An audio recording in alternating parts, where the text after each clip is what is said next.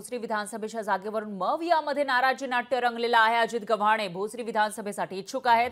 अजित गव्हाणे यांनी नुकताच राष्ट्रवादी एसपी मध्ये प्रवेश केला आहे आणि अजित पवारांच्या राष्ट्रवादीला रामराम ठोकलाय। ते निश्चितच भोसरी विधानसभेसाठी इच्छुक असल्याची माहिती समोर येते। त्यांनी स्वतः आपली इच्छा बोलून दाखवलेली आहे। त्यामुळे शरद पवारांसोबत याविषयी त्यांनी बोलणी सुद्धा केली असेल आणि अजित गव्हाणेंचा काल राष्ट्रवादी एसपी मध्ये प्रवेश झाला होता। त्यांनी आता आपली इच्छा बोलून दाखवली आहे। दुसरीकडे शिवसेना युबीटीच्या सुलभा उबाळे सुद्धा भोसरी विधानसभेसाठी इच्छुक आहेत। तर दोन्ही नेते वरिष्ठ नेत्यांची भेट घेणार असल्याची माहिती आहे। ज्या नेत्याला जागा मिळणार त्यांचं काम करणार असं अजित गव्हाणे यांनी म्हटलेलं आहे। मात्र ही जागा नेमकी कोणत्या पक्षाला मिळणार मव यामध्ये हा प्रश्न आहे आणि त्यानंतर कोणता उमेदवार या ठिकाणी असेल विधानसभेसाठी तेही बघावं लागेल।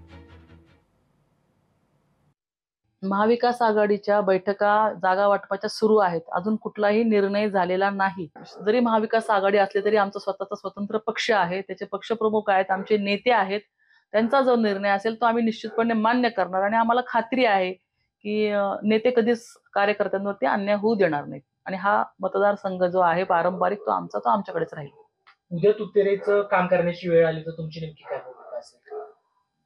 महाविकास आघाडीचा आमदार व्हावा हे प्रामाणिकपणे प्रत्येक कार्यकर्त्याला आणि जनतेला वाटते। जनतेच्या भावनांचा आदर आम्ही नक्कीच करणार आहे, परंतु ती वेळ येणारच नाही ही आम्हाला खात्री आहे। मी इच्छुक आहे हा भाग खरा आहे, परंतु उद्याच्या निवडणुकीमध्ये महाविकास आघाडीच्या माध्यमातून हा मतदारसंघ कुणाला जाणार हे अजून निश्चित नाहीये।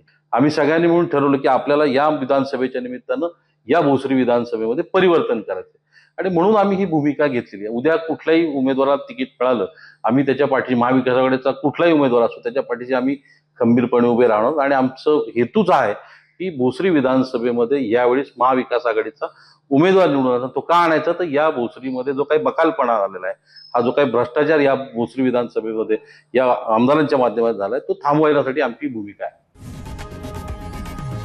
लोकशाही मराठी ऐका, पहा, जागरूक रहा।